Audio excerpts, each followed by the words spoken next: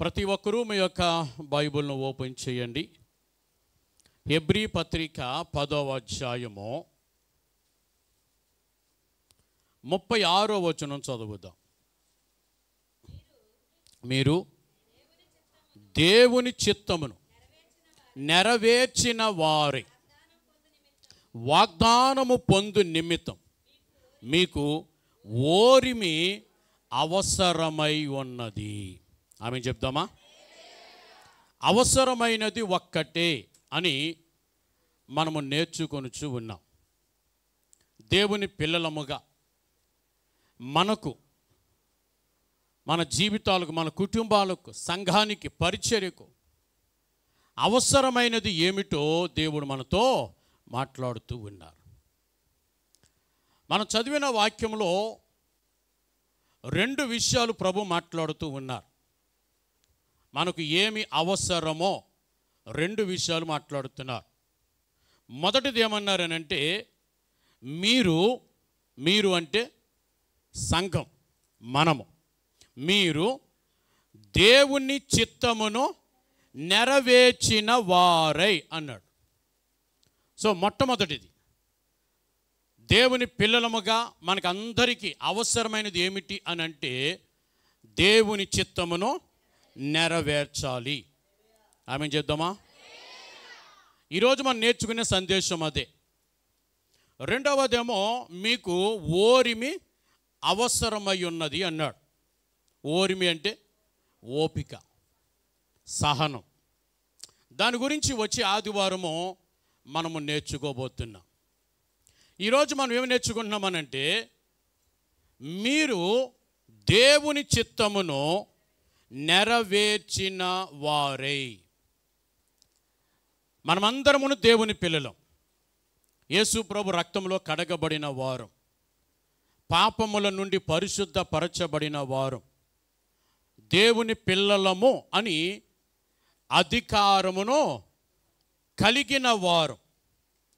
కనుక దేవుని పిల్లలముగా మనం ఏమి చెయ్యాలో దేవుడు మనతో మాట్లాడుతున్నారు. మనం ఏం చెయ్యాలి అని అంటే, దేవుని పిల్లలమైన మనం దేవుని చిత్తమును నెరవేర్చవలెను. పిల్లలు కూర్చున్న మనందరి పట్ల, వారు పిల్లలు అవ్వచ్చు, పెద్దవారు అవ్వచ్చు, సేవకుడిగా నేను అవ్వచ్చు, విశ్వాసులుగా మీరు అవ్వచ్చు. ఇక్కడ కూర్చున్న, దేవుని ఆరాధిస్తున్న ప్రతి ఒక్కరి పట్ల దేవునికి ఒక ప్రత్యేకమైనటువంటి ఉద్దేశము ఉన్నది. ఒక ప్రత్యేకమైన ఉద్దేశముతోనే దేవుడు మనలను ఈ భూమి మీద పుట్టించాడు.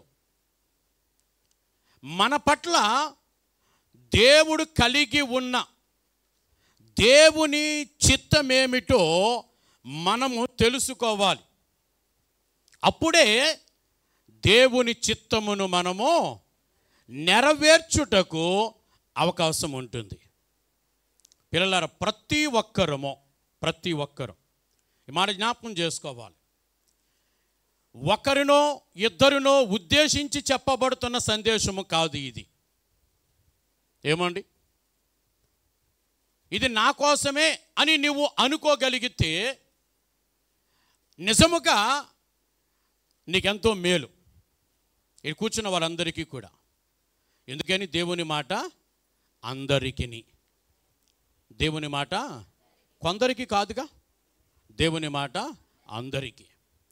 అందుకని కూర్చున్న ప్రతి ఒక్కరూ ఏమనుకోవాలంటే, ఈ మాట, ఈ సందేశం నా కోసమే అని అనుకోవాలి. నా కోసమే అనుకోవాలి తప్ప నా కోసం మాత్రమే అనుకోవద్దు. నా కోసం మాత్రమే అనుకోకు. ఎందుకంటే ఒక్కరి కోసమో ఇద్దరి కోసమో కాదు, లేకపోతే ఒక 4-5 కోసమో కాదు. దేవుని వాక్యం ఎంతమందికి అండి? అందరికీ. కూర్చుని అందరి కోసం దేవుని వాక్యం. దేవుడు మనందరి పట్ల ఒక ఉద్దేశం కలిగి ఉన్న, ఒక చిత్తమును కలిగి ఉన్నాడు. అందుకే ప్రతి ఒక్కరు ఏం చేయాలంటే దేవుని చిత్తమును నెరవేర్చాలి. యేసు ప్రభువారు ఈ లోకంలోనికి వచ్చాక ఆయన జీవించుచున్నప్పుడు ఆయన ఒక మాట చెప్పారు. యోహాను సువార్త 6వ అధ్యాయము 38వ వచనం.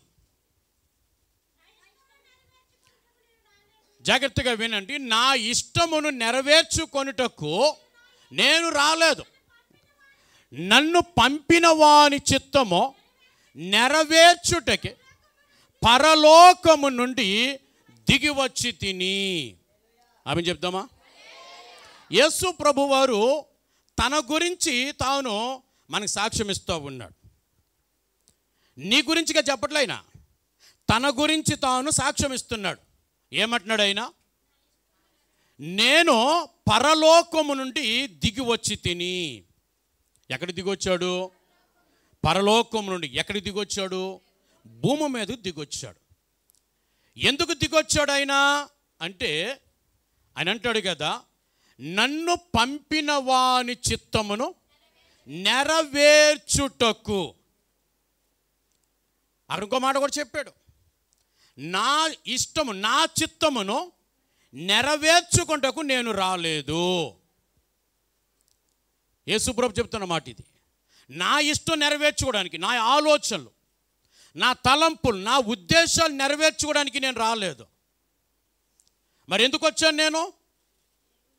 దేవుని చిత్తమును నెరవేర్చుటకే నేను వచ్చాను. ఆయన దేవుడు, యేసు ప్రభు దేవుడు. ఆయన దేవునిగా దైవత్వమును కలిగి ఉన్న సమయంలో ఈ భూమి మీద ఉన్న మనుషుల అందరి పట్ల దేవుడు ఒక ఉద్దేశమును కలిగి ఉన్నాడు. సో ఆ ఉద్దేశమును ఈ మనుషులమైన మన పట్ల నెరవేర్చడానికి సాక్షాత్తు దేవుడే పరలోకముడి భూమి మీదకు మానవుడిగా దిగి వచ్చి ఆ మానవ జీవితానికి యేసు అను పేరు పెట్టుకుని ఆయన లోకములో జీవించుచు ఆయన ఏమన్నారనంటే, నేను నా ఇష్టం నెరవేర్చుకోవడానికి నేను రాలేదు. మరి ఎందుకు వచ్చావు నువ్వు? దేవుని చిత్తం నెరవేర్చుటకి నేను వచ్చాను. దేవుని మేము చెప్దామా? యోహాను సువార్త 5వ అధ్యాయం 30వ వచనం చదువుదాం. నా అంతటా నేనే ఏమియో చేయలేను, మీరు విన్నట్లుగా, నేను విన్నట్లుగా నన్ను పంపిన వాని చిత్త ప్రకారము చేయగోరుదును. ప్రభు చెప్తున్నారు, నేను ఏదైతే ఈ భూమి మీద చేయబోచున్నానో, నేను చేసే ప్రతీది కూడా నన్ను పంపిన వాని దేవుని చిత్తము ప్రకారమే నేను సమస్తమును చేయగోరుచున్నాను. ఈ భూమి మీద నేను వచ్చానంటే ఏ ఉద్దేశముతో నేను లోకానికి వచ్చానో, ఏ ఉద్దేశముతో నేను ఈ లోకానికి పంపబడ్డానో ఆ ఉద్దేశమును నెరవేర్చుటకే నేను ఇష్టపడుచున్నాను. నేను మాట్లాడే మాట అది దేవుని మాట, నేను వేసే అడుగు అది దేవుని అడుగు, దేవుని నిర్ణయం. నేను ఎక్కడికైనా వెళ్ళాలా అది దేవుని నిర్ణయం. నేను ఏదైనా పని చెయ్యాలా అది దేవుని నిర్ణయం. ఎవరికైనా మేలు చెయ్యాలా అది దేవుని నిర్ణయం. అది ప్రభు చెప్తున్నారు, నన్ను పంపిన వాని చిత్తము నెరవేర్చుటకే నేను ఇష్టపడుచున్నాను అన్నాడు. ఈ భూమి మీద ప్రతి ఒక్కరు మనమందరం కూడా ఎలా ఉండాలంటే దేవుని చిత్తమును నెరవేర్చాలి. ఈ లోకంలో దేవుడు నన్ను నిన్ను పంపడంటే ఊరకనే పంపలేదు. మన పట్ల దేవునికి కొన్ని ఉద్దేశాలు ఉన్నాయి. మన పట్ల దేవుడు ఒక చిత్తమును కలిగి ఉన్నాడు, ఒక గొప్ప ప్రణాళిక దేవుడు మన పట్ల కలిగి ఉన్నాడు. మనం పంపింది దేవుడు. ఈ భూమి మీద బ్రతుకుతున్నామంటే దానికి కారణం దేవుడు. దేవుని పిల్లలారా, అందుకే ఈ భూమి మీద బ్రతికినంత కాలం మనం ఏం చేయాలో తెలుసా? దేవుని చిత్తమును నెరవేర్చాలి. దేవుని చిత్తము నెరవేర్చుటకు మనము ఇష్టపడాలి. ఏం చేయాలట? ఇష్టపడాలి. అదేగా చెప్పాడు 30వ వచనంలో, నన్ను పంపిన వాని చిత్తము చేయగోరుదును అన్నాడు. నేనేం చేస్తాను? నన్ను పంపినవాడు ఆయన చిత్తం ఏదైతే ఉందో అదే నేను చేస్తాను. నా చిత్తం, నా ఆలోచనలు, నా తలం ఇవేవి నేను చేయను. మనందరి జీవితాలు మాట గుర్తుపెట్టుకోవాలి. మనం ఈ భూమి మీద బ్రతుకున్నంత కాలం దేవుని చిత్తమును మాత్రమే నెరవేర్చాలి. మన ఆలోచనలు, మన తలంపులు ఇవేమీ కూడా కానే కాదు. 4వ అధ్యాయం యోహాను సువార్త 4వ అధ్యాయం 34వ వచనం.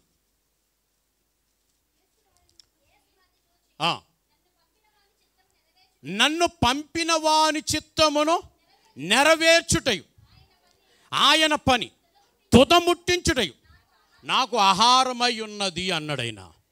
చెప్పండి గట్టిగా. ఏమన్నారైనా? నాకు ఆహారం. నా ఆహారం ఏంటో తెలుసా? నా ఆహారం ఏంటనంటే బిర్యానీ కాదు. నా ఆహారము ఏమండి ఈ భూ సంబంధమని ఇది కాదు. నా ఆహారం ఏంటనంటే నన్ను పంపిన వాని చిత్తమును నెరవేర్చుటయే నా ఆహారము. పిల్లలారా, ఈ భూ సంబంధమైన ఆహారం కోసం దేవుడు మాట్లాడతలే. ఎందుకనంటే భూ సంబంధమైన ఆహారము ఒక మనిషిని బలపరుస్తుంది. మనం ఆహారం తింటున్నాం, 3 పూట్ల తింటున్నాం, అవునా? మధ్యలో ఇంకా ఏదో ఒకటి తింటూనే ఉంటాం. ఈ ఆహారం అంతా ఎందుకు తింటున్నాం మనం? ఏమండి? బ్రతకడానికి కాదు. ఈ ఆహారం నిన్ను బ్రతికించదు. బైబిల్ చెప్తుంది, ఈ ఆహారం తిన్ననో మీ పితరులు అరణ్యంలో మన్నాను తినిననో చనిపోయిరి అంటాడు. ఏమండి? ఎంతోమంది ఆహారం తింటూ గుండెపోటు చచ్చిపోతున్నారట. మరి తింటున్న ఆహారం వాళ్ళు బ్రతికించట్లేదా? నిజమే, మనం తినే ఆహారం వాళ్ళు బ్రతికించదు. మరి ఎందుకు ఆహారం మనం తినాలి? తినకపోతే బలహీనం అవుతాం. ఇప్పుడు హాస్పిటల్లో ఉన్నారని పేషెంట్, ఆపరేషన్ చేశారు, లేకపోతే నీరసం వచ్చింది, సెలాన్స్ ఎక్కించారు, హాస్పిటల్లో ఉన్నారు. అప్పుడు డాక్టర్ గారు ఏం చెప్తారు? ఈమె కొంత ఆహారం పెట్టండి, ఇతను కొంత ఆహారం పెట్టండి, అప్పుడు బలం పుంజుకుంటారు. అవునా? కొంచెం ఆహారం పెట్టండి బతుకుతారు అంటారా? అనరు. బతుకుతారు అంటారా? లేదు. కొంచెం ఆహారం పెట్టండి బలం వస్తుంది. ఎవరైనా నీరసం ఉన్నారనుకో ఏమంటారు? బలంగా తినమ్మా, తింటే బలం వస్తుంది నీకు. పిల్లలారా, ఈ భౌతికమైన ఈ ఆహారము మన బలహీనులు కాకుండా, ఈ అవయవాలు బలహీనం కాకుండా, బలహీనం కాకుండా ఏమవుతుంది? ఈ అవయవాలను బలపరుస్తుంది, మనం బలం పొందుకుంటాం. కానీ మనలను బ్రతికించే ఆహారం ఒకటి ఉంది. మనల్ని బ్రతికించే ఆహారం.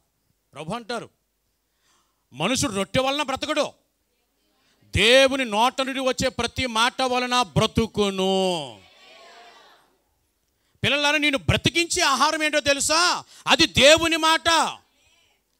అందుకే ఈ భూమి మీద దేవుని చిత్తమును నెరవేర్చుటయే నాకు ఆహారము అన్నాడు ప్రభు.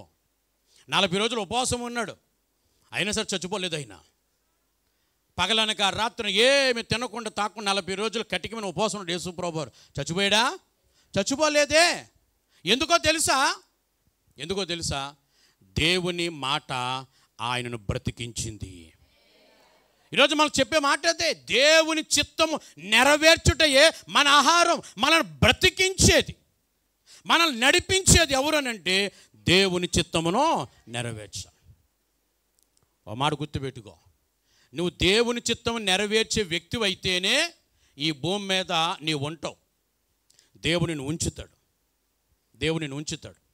లేదనుకో, నువ్వు దేవుని చిత్తమును నెరవేర్చడం లేదు అనుకో, లేదా రెండవది నీవు నెరవేర్చవలసిన దేవుని చిత్తం అంతా కంప్లీట్ అయిపోయింది అనుకో, సంపూర్తి అయిపోయింది అనుకో.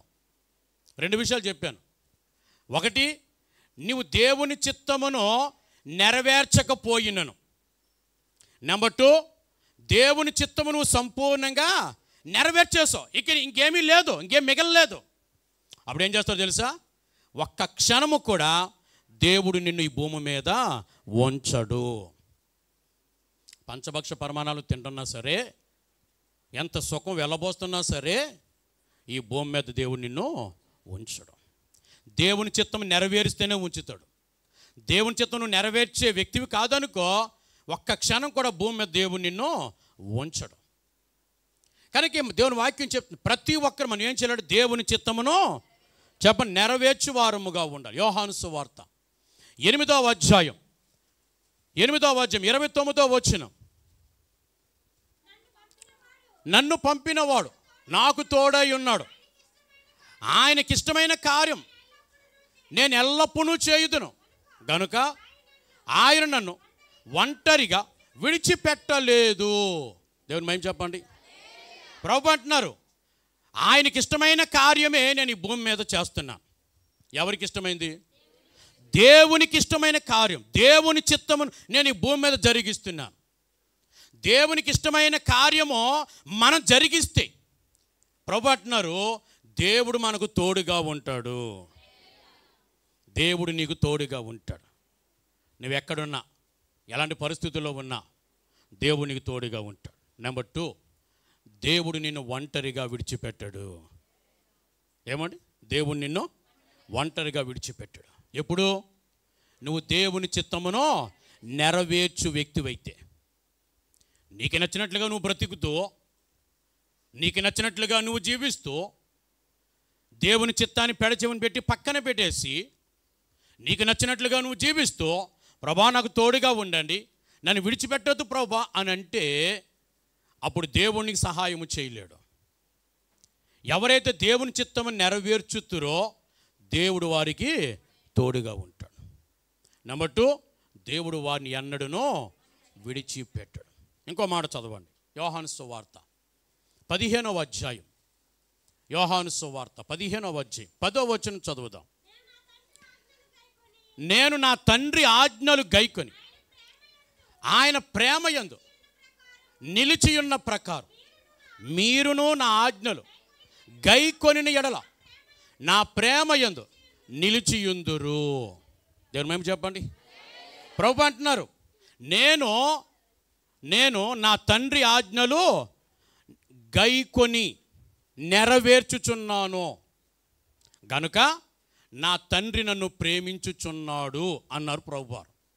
ఎవరైతే దేవుని చిత్తము నెరవేరుస్తారో అట్టి వారిని దేవుడు ప్రేమిస్తాడు. దేవుని చేత నువ్వు ప్రేమించబడతావు. ఎప్పుడు? దేవుని చిత్తము నువ్వు నెరవేర్చ, దేవుని ఆజ్ఞలు నువ్వు గైకొనాలి. ఆజ్ఞ అంటే మాట. దేవుని మాట నువ్వేం చేయాలి? శ్రద్ధగా వినాలి. దేవుని మాటకు నీ హృదయంలో చోటు ఇవ్వాలి, నీ బ్రతుకులో చోటు ఇవ్వాలి. దేవుని మాటకు లోబడాలి. దేవుని మాట ప్రకారము నీవు జీవించాలి. అది గైకొండం అంటే.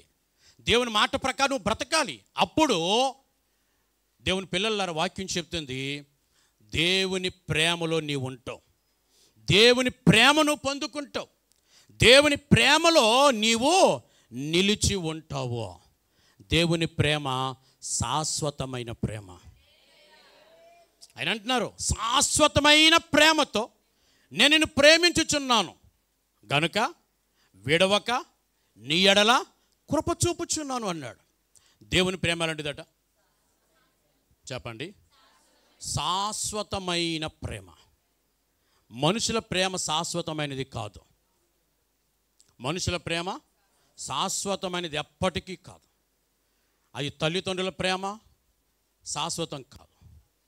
తల్లిదండ్రులు పిల్లల మధ్య ఉండే ప్రేమ శాశ్వతం కాదు.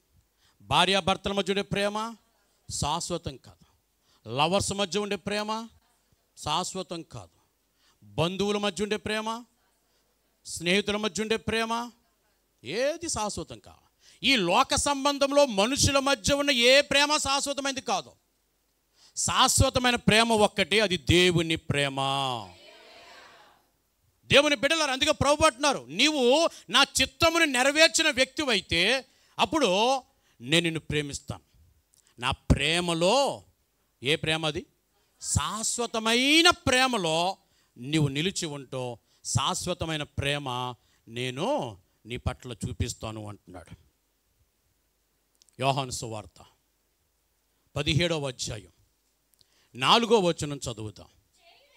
చేయుటకు నీవు నాకు ఇచ్చిన పని నేను సంపూర్ణంగా నెరవేర్చి తిని భూమి మీద నిన్ను మహిమపరచి తిని. దేవుని మహిమ చెప్దాం.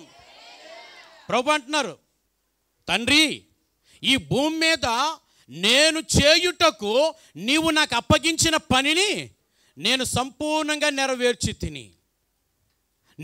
నీ చిత్తమును నేను సంపూర్ణముగా నెరవేర్చి తిని. అసంపూర్ణంగా కాదు, కొంత చేసి కొంత మిగిల్చలేదట.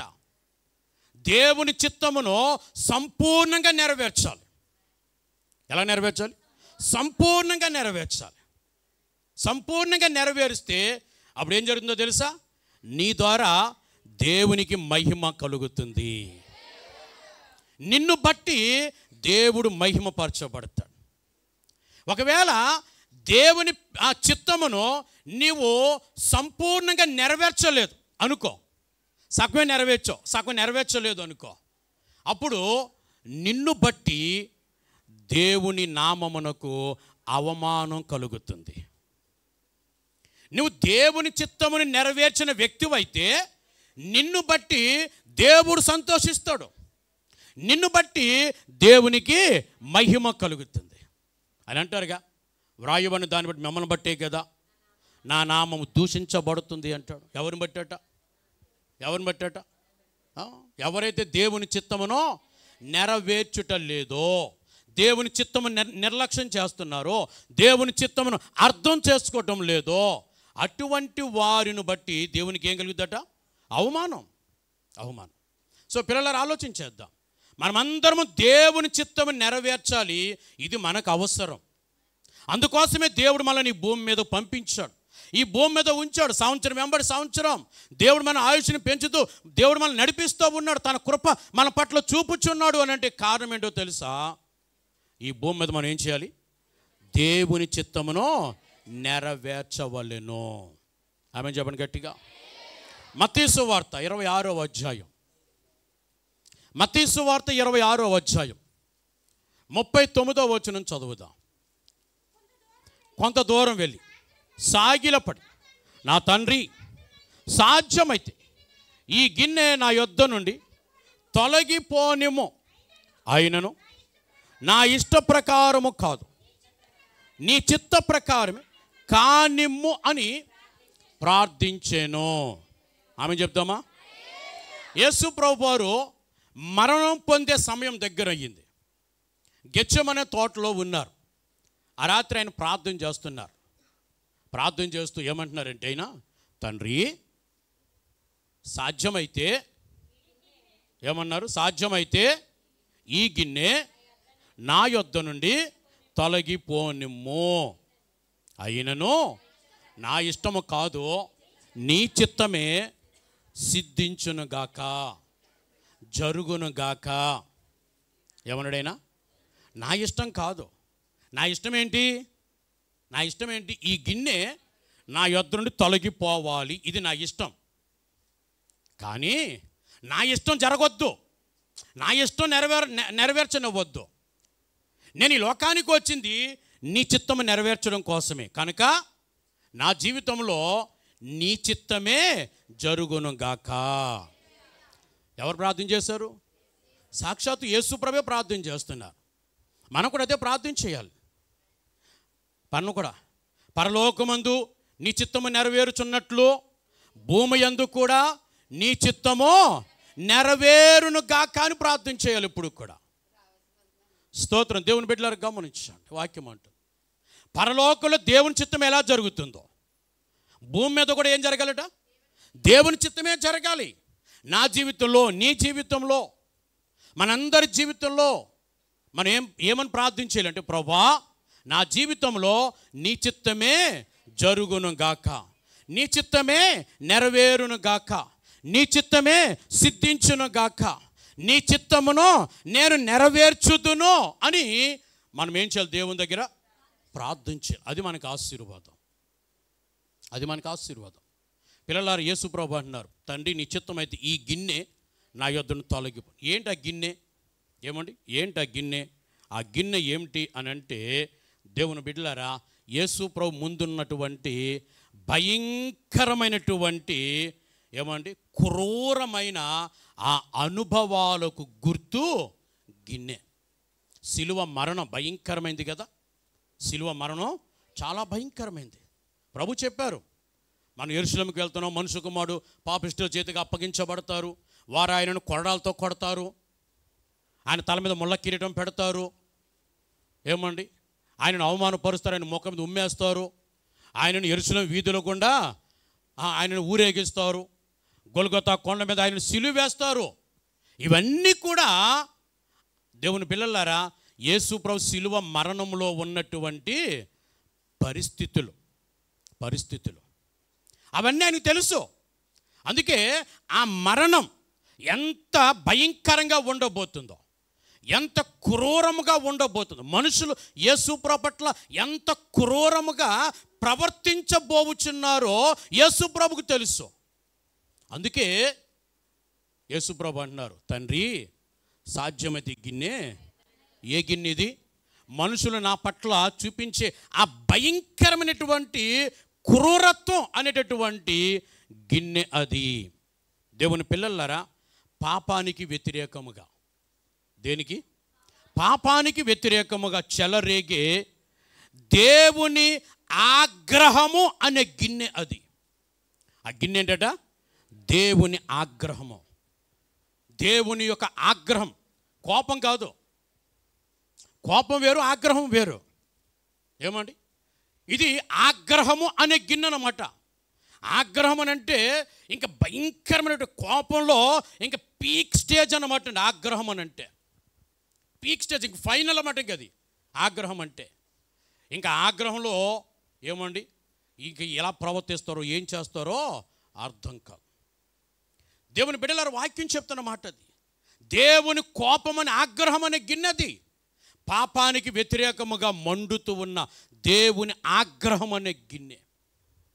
యేసు ప్రభుట మనందరి కొరకు పాపముగా చేయబడ్డాడట. ఏమయ్యాడు? పాపముగా చేయబడ్డాడట. పాపిగా మారలేదు. యేసు ప్రభు మన కొరకు పాపిగా మారలే, పాపముగా మార్చబడ్డాడు. అంటే మనుషులందరి పాపములను ఆయన తన మీద వేసుకున్నాడు. అలా వేసుకున్నప్పుడు దేవుని పిల్లలారా, ఆ పాపము యొక్క ఏమండి ఆ పాపము యొక్క పరిస్థితి ఎంత వికృతంగా, ఎంత భీకరంగా, అసహ్యంగా ఉందో దేవుని యొక్క ఆ పరిశుద్ధత చూసి పాపము యొక్క ఆ వికృతమును, పాపము యొక్క ఆ భయంకరత్వాన్ని దేవుని యొక్క పరిశుద్ధత చూసి తట్టుకోలేకపోయిందండి. అందుకే ప్రభు అంటున్నారు, సాధ్యమైతే గిన్నె నా యొద్ద నుండి తొలగించు. ఆయన నా చిత్తము కాదు, నీ ఇష్టమే జరుగును గాక. ఎందుకన్నాడు తెలుసా మాట?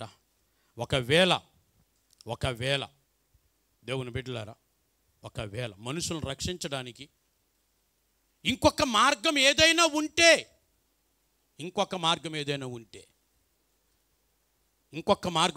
మనుషులను రక్షించడానికి, ఆ మార్గము గుండా మనుషులను రక్షించడానికి ప్రయత్నం చేద్దాం. కానీ మనుషులను రక్షించడానికి సిలువ మరణం అనే మార్గము తప్ప ఇంకొక మార్గము లేదు. సర్వ పాప పరిహారో రక్త పురోక్షణం అవశ్యకం, తత్రక్తం పరమాత్మన పుణ్యదాన బలి. రక్తము చిందింపకుండా పాప క్షమాపణ లేదు. సత్యం ఇది. పాపం క్షమించబడాలంటే రక్తం చిందించబడాలి. ఆ రక్తం పరమాత్ముడిదై ఉండాలి. ఆ పరమాత్ముడు పరిశుద్ధుడై ఉండాలి. వేరే ఆప్షన్ లేదు, వేరే దారి లేదు. ఒక మనిషి రక్షించబడాలి అంటే పరమాత్ముడు మానవుడిగా మారి భూమి మీదకు రావాలి, పరిశుద్ధుడిగా జీవించాలి, తన పరిశుద్ధమైన రక్తాన్ని పాపులైన మనుషుల కొరకు చిందించాలి, కార్చాలి. అందుకే వాక్యం అంటుంది, యేసు రక్తము ప్రతి పాపమును కడుగును. పిల్లలారు మీకు జ్ఞాపకం చేస్తూ ఉంటున్నాను, దేవుని చిత్తం మనము నెరవేర్చాలి. అది మనకి ఎంతో ఆశీర్వాదం. దేవుని చిత్తము నెరవేర్చేటప్పుడు కొద్ది కాలం బాధ, కష్టం మనకు ఎదురవుతుంది. ఎందుకంటే దేవుని చిత్తం వేరే, మన ఇష్టాలు వేరేగా. ఇప్పుడు మన ఇష్టం మనం నెరవేర్చుకుంటూ ఉంటే మనకు సంతోషం కలిగిద్ది. మనం దేవుని చిత్తము నెరవేర్చవలసి వచ్చినప్పుడు అది మనకు కొంత కష్టంగాను బాధగాను అనిపిస్తుంది. కానీ నువ్వు దేవుని చిత్తమును నెరవేర్చగలిగిన స్థితిలో నీవు ఉంటే దేవుడు నీ జీవితాన్ని ధన్యకరమైన జీవితముగా దీవిస్తాడు. నీ జీవితము ధన్యమవుతుంది. ఏమవుతుంది? నీ జీవితం ధన్యమవుతుంది. మరియమ్మ దేవుని చిత్తము నెరవేర్చింది కదా.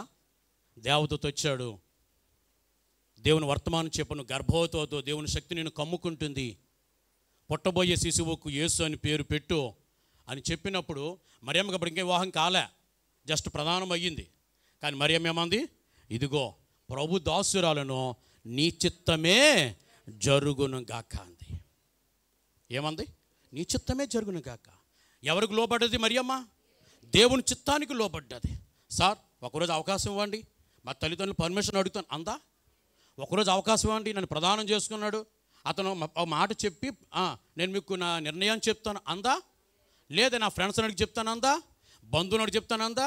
లేదే. ఏం చేస్తుంది?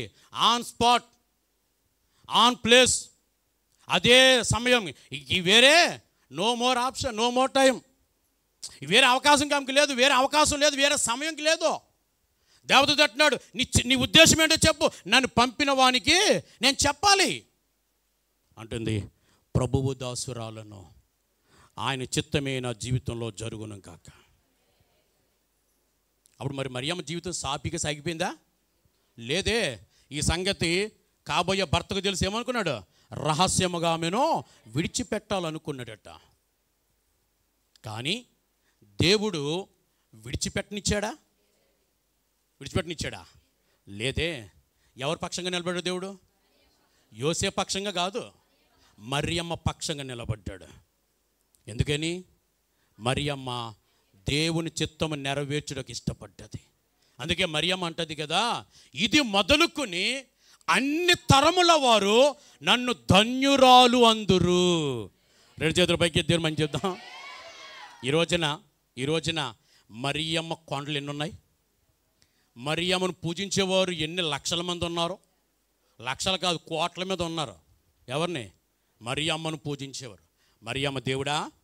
మరియమ్మ దేవత? ఏమండి? కాదే. మరి మరియమ్మను ఎందుకు పూజిస్తున్నారు?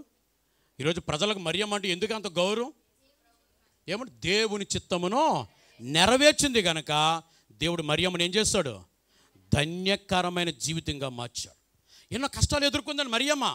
దేవుని చిత్తం నెరవేర్చుట కొరకు ఎన్నో అవమానాలు ఎదుర్కొంది, ఎన్నో కష్టాలు ఎదుర్కొంది, ఎన్నో రకాల పరిస్థితులు ఎదుర్కొంది. దేవుని బిడ్డలారా, నవమాసాలు నిన్ను కడుపుతో ఉన్నప్పుడు బెత్లెహేముకు వెళ్తే ఎవ్వడు ఇల్లు ఇవ్వలేదట. నవమాసాలు ఓ పక్కన నొప్పులు స్టార్ట్ అయిపోయాయి, అడుగు ముందుకు పడతా లేదా మీకు? చాలా భయంకరమైనటువంటి ఇబ్బంది. కానీ పిల్లలు గమనించండి, ఎవడైనా ఇల్లు ఇచ్చాడా? రండి ఇంట్లో తీసుకురా అన్నాడు ఎవడన్నా? ఎవ్వడు కూడా వారికి ఇవ్వలే. చివరికి ఎక్కడ చోటు దొరక్క ఆయనను కన్నా తర్వాత తీసుకెళ్ళి పశువుల తొట్టిలో పడుకోపెట్టిందట. ఎక్కడ డెలివరీ అయింది? ఎవరు చెప్పాడు మీకు? పశువుల పాకలో డెలివరీ అయిందని ఎవరు చెప్పాడండి? బైబిల్లో రాయబడదు అలాగేమన్నా? తన తొలుచూలు కుమారుని కని, ఎవరైపడది? తన తొలుచూలు కుమారునిగా. లూకాసు వార్త చదువు 2వ అధ్యాయం. లూకాసు వార్త 2వ అధ్యాయం చదువు 6వ వచనం 7వ వచనం. 6వ వచనం చదవండి. ప్రసవ దినములు నిండెను గనక తొలుచూలు కుమారుని కని పొత్తి గుడ్డలతో చుట్టి సత్రములో వారికి స్థలము లేనందున పశువుల తొట్టిలో పరుండబెట్టెను. ఇప్పుడు గమనించండి, తొలుచూలు కుమారుని కన్నది, పొత్తి గుడ్డలతో చుట్టింది, ఎక్కడికి వెళ్ళింది? సత్రంలోనికి వెళ్ళింది. అంటే సత్రంలోకి వెళ్ళేసరికి ఏమైంది? డెలివరీ అయిపోయింది. ఇక్కడ సత్రంలోకి వెళ్ళేసరికి డెలివరీ అయిపోయింది. నిండు ఏమంటారు? నిండు చూలాలు కాదు, బాలింత. డెలివరీ అయిపోయి చూలాలేంటి? డెలివరీ అయిపోయి ఏమవుద్ది? ఓ బిడ్డను కన్నాక బాలింత. కడుపుతో ఉంటే చూలాలు, డెలివరీ అయిపోయాక బాలింత. ఒక నిండు బాలింతకు సత్రంలో చోటవలే. అప్పుడు ఏం చేశారట? పశువుల తొట్టులో పడుకోబెట్టారట. పశువుల తొట్టులో కనలేదు ప్రభుని. ఎక్కడ కన్నది? వాళ్ళ పశువుల తొట్టులు అంటాడు. ఎక్కడ కన్నది? సత్రంలో కందా? సత్రం దగ్గరికి వెళ్ళేసరికి కనేసిందే. మరి ఎక్కడ కన్నది? జవాబు లేదు కదా. ఆ ప్రయాణంలో ఎక్కడ కన్నదో, ఏ రోడ్డు పక్కన కన్నదో, లేకపోతే ఏ చెట్టు కింద కన్నదో ఏమో తెలీదు. పిల్లలారా జ్ఞాపకం చేసుకుందాం. ఎన్ని కష్టాలు పడ్డది, ఎంత ఇబ్బంది. నిండు ఆ బాలింత ఎంత ఆ బిడ్డను మోస్తూ నడుచుకుంటూ ఎంత కష్టం అండి. డెలివరీ అయిన వెంటనే బిడ్డను ఆ తల్లిని తీసుకువెళ్ళి ఐసీయూలో మంచం మీద పడుకోబెడతారు. నార్మల్ డెలివరీ అయినా సరే కదా. నార్మల్ డెలివరీ అయినా సరే బిడ్డని ఆ తల్లిని ఏం చేస్తారు? తీసుకువెళ్ళి మంచం మీద పడుకోబెడతారు. సిలాన్స్ ఎక్కింతారు. బిర్యానీ పెడతారా? ఏమండి? చికెన్ 65 అని పెడతారు తల్లికి డెలివరీ అయ్యాక. బెటర్గా సిలాన్స్ ఎక్కింతారు, ఇంజక్షన్లు చేస్తారు. కానీ ఆనాడు మరియమ్మ ఏం చేసింది? సిలాన్స్ ఎక్కించుకుందా? ఎక్కడ మంచం మీద పడుకోబెట్టారా? లేదే. ఆ బిడ్డను ఎత్తుకుని నడుచుకుంటూ వెళ్ళింది, లేదా గాడి మీద కూర్చొని తీసుకుని వెళ్ళారు. పోనీ అక్కడితో ఆగిపోయిందా? లేదే. ఏమండి, ఈ సంగతి ఏ రోజు తెలిసి చంపేయాలని చెప్పి అనుకున్నప్పుడు ఆ బెత్లెహేము నుండి దేవుని బిడ్డలారా ఆయనను తీసుకున్నట ఐగుప్తు దేశాన్ని పారిపోయారట. ఇలాగ ఎన్ని శ్రమలు, ఎన్ని కష్టాలు ఎదుర్కొంది ఆ తల్లి. అన్ని కష్టాల తర్వాత, అన్ని పరిస్థితుల తర్వాత ఆ మరియమ్మ జీవితం ఏమైందట? ధన్యకరమైంది. యేసు ప్రభు మన కొరకు ప్రాణం పెట్టడానికి ఎన్ని కష్టాలు ఎదుర్కొన్నాడు, ఎన్ని అవమానాలు, ఎన్ని శ్రమలు పడ్డాడు, ఎన్ని కొడా దెబ్బలు తిన్నాడు. పిల్లల వాక్యం ఏమంటుంది? ఆయన యొక్క శరీరం అంతా దున్నబడినట్లుగా అయిపోయిందట. స్వరూపము, సొగసు అన్నీ కూడా కోల్పోయాడట. పిల్లల వాక్యం చెప్తున్న మాట అది కదా. ఎన్ని అవమానాలు పడ్డాడు. ముళ్ళ కిరీటం పెట్టారు, కొట్టారు. యెరూషలేము వీధిలో సిలువను భుజం పైన పెట్టి మోయించారు. ఆకాశానికి భూమికి మధ్యన సిలువలో వేలాడదీశారు. ఉదయం 9 నుంచి మధ్యాహ్నం 3 మండు టెండలో ఆయన సిలువలో వేలాడబడ్డారు కదా. ఎన్ని అవమానాలు పడ్డారు, ఎన్ని శ్రమలను ఎదుర్కొన్నారు, ఎంత కష్టం అనుభవించారు. వాటన్నిటి తర్వాత ఆయన జీవితం ఎంత ధన్యకరమైందో తెలుసా? అన్ని నామముల కంటే పైనామము, అందరికంటే పైకి హెచ్చించబడ్డాడు ఆయన. ప్రతి వాని మోకాలు యేసు ఎదుట వంగాలి, ప్రతి వాని నాలుక యేసు దేవుడని ఒప్పుకోవాలి. ఇది సత్యం.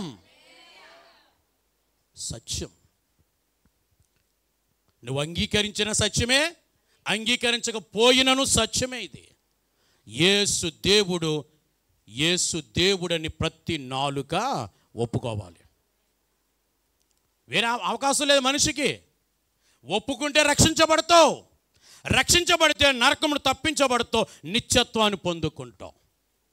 లేకపోతే శిక్షించబడతావు, యుగ యుగములు నరకములో అగ్ని ఆరదు, ఆత్మ చావదు అని చెప్పబడిన ఆ నిత్య నరకములో, అగ్నిగుండములో నీ జీవితం వేదనలతో నింపబడుతుంది. పిల్లలారు, ఈ రోజున వాక్యం చెప్తున్నానంటే మనమందరం దేవుని చిత్తమును నెరవేర్చవలెను. చెప్పండి, ఆమె చెప్పండి. ఇంతకీ దేవుని చిత్తం ఏంటండి? దేవుని చిత్తం నెరవేర్చాలని చెప్పుకున్నాం కదా. యేసు ప్రభు దేవుని చిత్తం నెరవేర్చడానికే ఈ లోకానికి వచ్చానని చెప్పాడు. ఆయన చిత్తం నెరవేర్చడం నాకు ఆహారం అన్నాడు, ఆయన చిత్తం నెరవేర్చడం నాకు ఇష్టం అన్నాడు. ఎవరైతే దేవుని చిత్తం నెరవేరుస్తారో దేవుడు వారికి తోడుగా ఉంటాడట, దేవుడు వారిని ఒంటరిగా విడిచిపెట్టాట. ఎవరైతే దేవుని చిత్తం నెరవేరుస్తారో దేవుడు వారిని శాశ్వతమైన ప్రేమతో వారిని ప్రేమిస్తాడట. ఎవరైతే దేవుని చిత్తం నెరవేరుస్తారో వారి ద్వారా దేవునికి మహిమ కలుగుతుందట. ఎవరైతే దేవుని చిత్తం నెరవేర్చారో వారి ద్వారా దేవునికి అవమానం కలుగుతుందట కదా.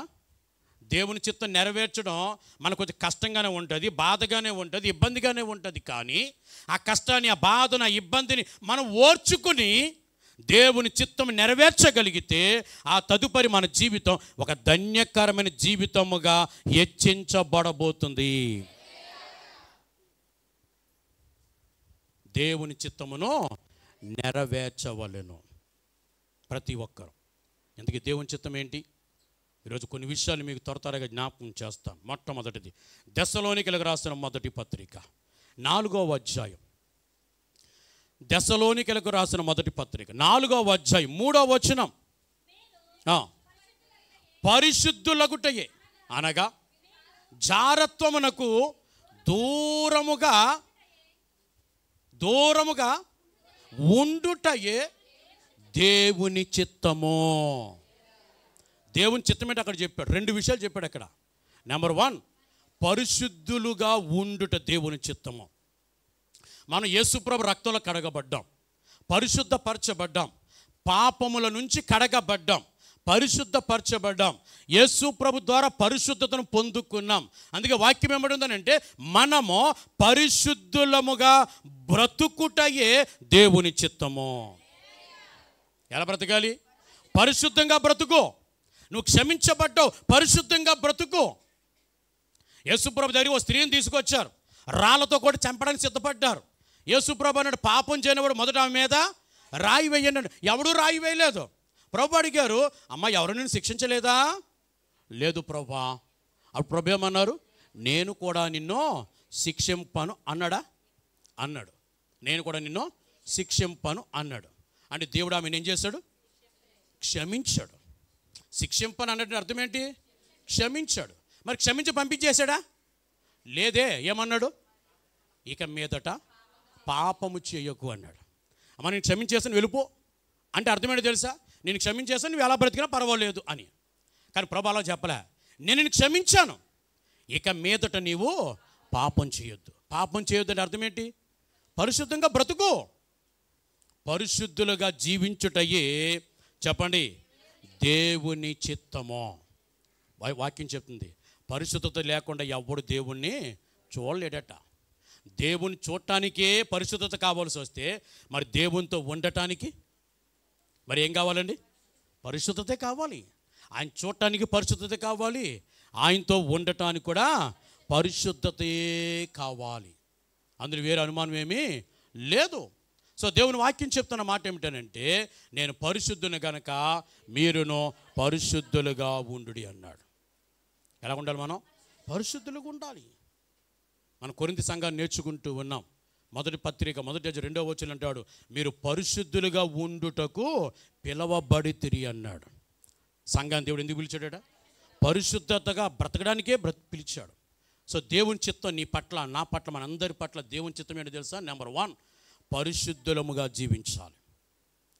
పాపానికి అవకాశం ఇవ్వకూడదు, అపవిత్రతకు అవకాశం ఇవ్వకూడదు. మొదటిది పరిశుద్ధులంగా మనం బ్రతకాలి, అది దేవుని చిత్తము. రెండవది జారత్వమునకు దూరముగా ఉండుటయే దేవుని చిత్తం. 5వ వచనం కూడా చదవండి. 5వ వచనం,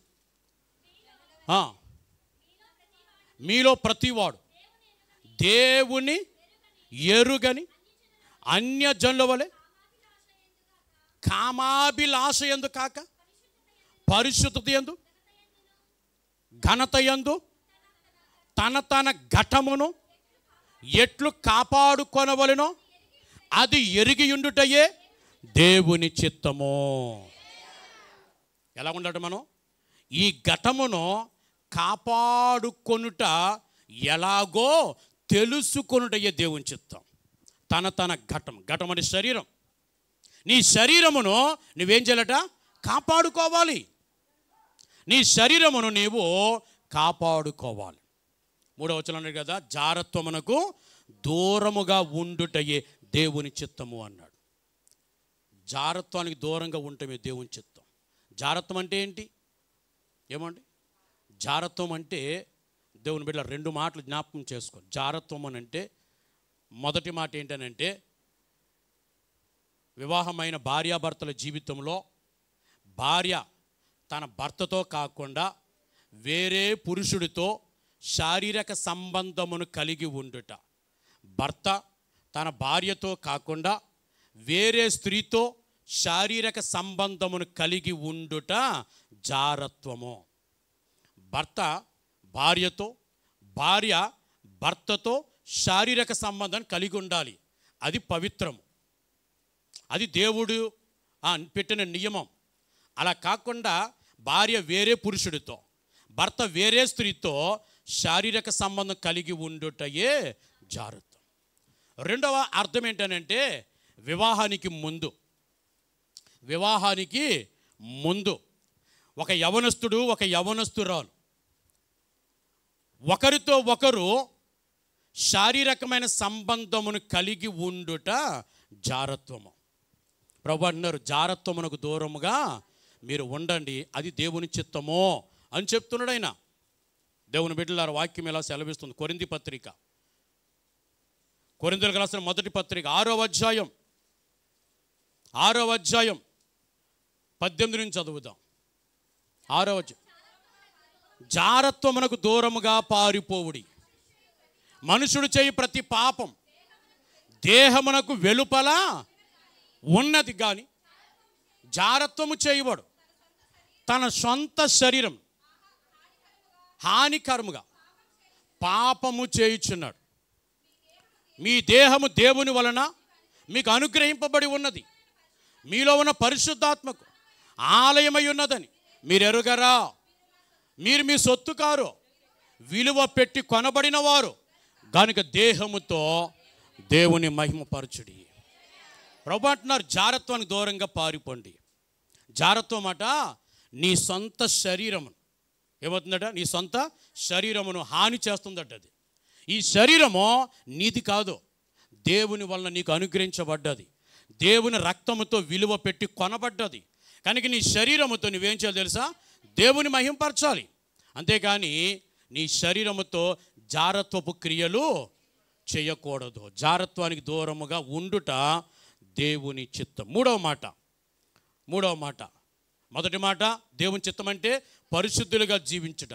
రెండవ మాట జారత్వమునకు దూరంగా ఉండు. దాని అర్థం నీ శరీరము ప్రభు రక్తంలో కడగబడ్డది కనుక నీ శరీరమును ఒక పవిత్రముగా కాపాడుకోవాలి. నీ శరీరమును పవిత్రముగా కాపాడుకోవాలి. అది దేవుని చిత్తం. ఏమండి? 3వ దశలోనికి రాసిన మొదటి పత్రిక 5వ అధ్యాయం 18వ వచనం. 5వ అధ్యాయం 18వ వచనం.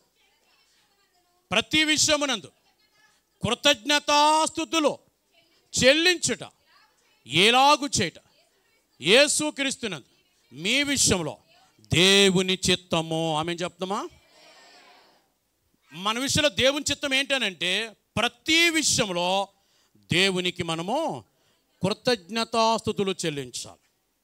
ఏం చేయాలి? మనము దేవునికి కృతజ్ఞతాస్తుతులు చెల్లించాలి. ఎప్పుడు చెల్లించాలి? ప్రతి విషయంలో చెల్లించాలి. నీ జీవితానికి సంబంధించిన ప్రతి విషయంలో, అది మేలైన కీడైన, ఆరోగ్యమైన అనారోగ్యమైన, లాభమైన నష్టమైన, దుఃఖమైన సంతోషమైన, ఒంటరిగా ఉన్నా 10 మందితో కలిసి ఉన్నా, అదవుతుందా? ప్రతి విషయంలో నువ్వేం చేయాలంటే దేవునికి కృతజ్ఞతాస్తుతులు చెల్లి. నా ప్రాణమా యెహోవాను సన్నుతించు, ఆయన చేసిన ఉపకారంలో నా అంతరంగంలోని సమస్తమా ఆయన పరిశుద్ధ నామమును సన్నుతించుము. నా ప్రాణమా యెహోవాను సన్నుతించుము, ఆయన చేసిన ఉపకారములలో దేనిని మరువకుము. దేవుడు చేసిన ఉపకారాలు దేనిని మర్చిపోవద్దు. నిత్యం మనం ఏం చేయాలి తెలుసు? దేవునికి కృతజ్ఞతాస్తుతులు చెల్లించాలి. దేవుని సన్నిధికి వచ్చేటప్పుడట కృతజ్ఞత అర్పణలు చెల్లించుచు ఆయన ఆలయంలో ప్రవేశించుడి అంటాడు. నువ్వు దేవుని సన్నిధికి వచ్చినప్పుడు కృతజ్ఞత భావముతో రావాలి, కృతజ్ఞత మనసుతో రావాలి, కృతజ్ఞత ఆలోచనలతో నువ్వు దేవుని సన్నిధికి రావాలి. అంతే తప్ప ఏమండి, కృతజ్ఞత కాకుండా వేరే సెకండరీ ఆలోచనలు ఏవి కూడా నీ మనసులో ఉండకూడదు. నువ్వు దేవుని మందిరానికి వస్తున్నప్పుడు, దేవుని దగ్గరకు వస్తున్నప్పుడు నీలో ఏముండాలట? కృతజ్ఞత ఉండాలి. కృతజ్ఞత అంతే. కృతజ్ఞత ఆలోచన, కృతజ్ఞత హృదయం, కృతజ్ఞత మనసు, కృతజ్ఞత భావం, కృతజ్ఞత చూపు, కృతజ్ఞత హృదయం, కృతజ్ఞత కార్యాలు, సంథింగ్ ప్రతిదీ కూడా ఎలా ఉండాలట? కృతజ్ఞత. ఇక వేరే ఆలోచన మన జీవితంలో ఉండకూడదు. మూడవ దేవుని చిత్తం ఏంటనంటే కృతజ్ఞతాస్తుతులు చెల్లించడం. నాలుగవది పేతురు రాసిన మొదటి పత్రిక 2వ అధ్యాయం 15వ వచనం. మీరు ఇట్లు యుక్త ప్రవర్తన గలవారు, అజ్ఞానముగా మాట్లాడు, మూర్ఖుల నోరు మూయుట దేవుని చిత్తము. దేవుని చిత్తము. నాలుగవది, మొదటిది పరిశుద్ధంగా బ్రతకటం, జీవించడం. నెంబర్ 2, నీ శరీరంను కాపాడుకోవాలి, అంటే జారత్వానికి దూరంగా ఉండాలి. నెంబర్ 3, కృతజ్ఞతాస్తుతులు నువ్వు చెల్లించాలి. నాలుగవది, మూర్ఖుల నోరు మూయించాలి. ఎవరి నోరు? మూర్ఖుల నోరు మూయించాలి. పిల్లలారా, మీకు చాలా త్వరగా చెప్తున్నాను, సమయం చాలా పరిగెడుతుంది కనుక ఒకవేళ మళ్ళీ ఎప్పుడైనా అవకాశం వచ్చినప్పుడు వాడి గురించి ఇంకా విపులంగా నేను మీకు బోధిస్తాను. కానీ దేవుని చిత్తం అంటే ఏంటో నువ్వు తెలుసుకోవాలని ఈ విషయాలు నీకు చెప్పడానికి ఇష్టపడుతున్నాను. దేవుని వాక్యపు వెలుగులో. దేవుని బిడ్డలారా, 4వ దేవుని చిత్తం ఏంటనంటే మూర్ఖుల నోరు మూయించాలి. మూర్ఖుల నోరు మూయించాలి. మూర్ఖుల నోరు మూయించాలంటే ఫస్ట్ మీరు ఎలా కూడా తెలుసా? మీరు యుక్త ప్రవర్తన గలవారుగా ఉండాలి. ఏమండి, మూర్ఖుల నోరు మూయించాలంటే నీ ప్రవర్తన సరిగ్గా ఉండాలి. నీ ప్రవర్తన సరిగ్గా లేకుండా నువ్వు ఎవరి నోరునో మూయించలేవు. మీరు ఇట్లు యుక్త ప్రవర్తన గలవారై అజ్ఞానముగా మాట్లాడు, మూర్ఖుల నోరు మూయించడు దేవుని చిత్తం. మూర్ఖుడు ఎప్పుడు ఏం చేస్తాడో తెలుసా? అజ్ఞానంగా మాట్లాడతాడు. దేవుడు లేడని మూర్ఖుడు తన హృదయంలో అనుకుంటాడట. బుద్ధిహీనులు దేవుడు లేడని ఏమంటారట? తమ హృదయంలో అనుకుంటారట. మూర్ఖుడు అంటాడు దేవుడు లేడు, దెయ్యం లేదు అంటాడట. చదవండి, మూర్ఖుడు అంటే ఏమిటో వాక్యం చెప్తుంది. రోమాపత్రిక 1వ అధ్యాయం. మూర్ఖులంటే ఎవరో వాక్యం చెప్తుందండి. మూర్ఖులంటే ఎవరో రోమాపత్రిక 1వ అధ్యాయం 21, 22 వచనాలు. మరియు వారు దేవుని ఎరుగు ఆయనను దేవునిగా మహిమ పరచలేదు. వాళ్ళు మూర్ఖులు. ఏమండి, మూర్ఖులు ఎవరంటే వాక్యం అంటే దేవుని ఎరిగి దేవుడిని మహింపరచలేదు. దేవునిగా మహింపరచలేదట. వాళ్ళెవరు? మూర్ఖులు. చదవమ్మా. కృతజ్ఞతాస్తుతులు చెల్లింపని వారు కూడా మూర్ఖులు. ఒకటి, మూర్ఖులంటే దేవుని ఎరిగి. మనమందరం ఎవరు? దేవుని ఎరిగిన వాళ్ళం కనుక మనం ఎలా జీవించాలని చెప్పుకున్నాం? దేవుని చిత్తం నెరవేర్చుటే దేవుని మహింపరచుడు. దేవుని మహింపరచాలి. ఆయన చిత్తం నెరవేర్చుట ద్వారా మనం ఏం చేయాలి? దేవుణ్ణి మహింపరచాలిగా. అది ప్రభు మనకు నేర్పించారు. నువ్వు దేవుని ఎరిగియో దేవునిగా నువ్వు మహింపరచకపోతే, నీ వలన దేవునికి అవమానం కలిగితే, నీ వలన దేవుడు దూషించబడితే, నీ వలన దేవుని వైపు ఎవడైనా ఒకడు వేలెత్తి చూపిస్తే, అప్పుడు నువ్వెవరవో తెలుసా? మూర్ఖుల లిస్టులో ఉన్న వ్యక్తివి. మూర్ఖుడివి, మూర్ఖురాలివి. నెంబర్ 2, మనం కృతజ్ఞతాస్తుతులు చెల్లించాలి. దేవుని చిత్తం కృతజ్ఞత చెల్లించాలి. వారు కృతజ్ఞతాస్తుతులు చెల్లింపని వారు ఎవరట? మూర్ఖులు. చదవమ్మా. తమ వాదముల యందు వ్యర్థులయ్యిరి. వాదముల్లో ఏమండి, నువ్వు ఎప్పుడైనా ఎదుటి వ్యక్తితో వాదిస్తే నీ వాదముతో ఎదుటి వ్యక్తిని గెలవాలి. ఎదుటి వ్యక్తిని ఏం చేయాలి? నీ వాదంతో నువ్వు గెలవాలి. అది దేవునికి మహిమ, అది దేవుని చిత్తం. ఇప్పుడు యేసుప్రభు భూమి జీవించిన దినాలలో ఆయన పరిచర్య చేసిన 3.5 సంవత్సరాల్లో ఎంతోమంది వ్యక్తులు యేసుప్రభుతో వాదించారు. మత్తయి, మార్కు, లూకా, యోహాను సువార్తలు చదువుతూ ఉంటే ఎంతోమంది యేసుప్రభుతో వాదించారు.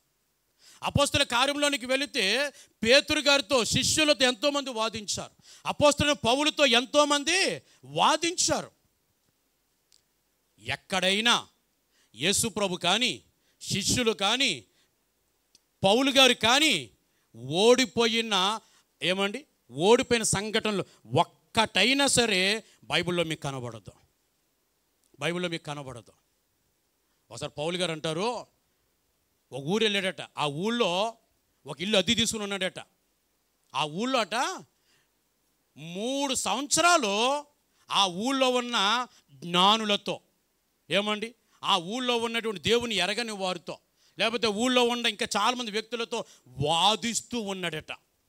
ఎంతకాలం? 3 సంవత్సరాలు వాదించి వాదించి వాదించి వాదించి యేసే నిజమైన దేవుడిని వారి చేత ఒప్పింపచేసి వారిని బాప్తిసంలోనికి నడిపించి ఆ ఊరిలో ఒక బలమైన సంఘమును కట్టగలిగాడట. కనుక వాక్యం ఏమంటుందనంటే,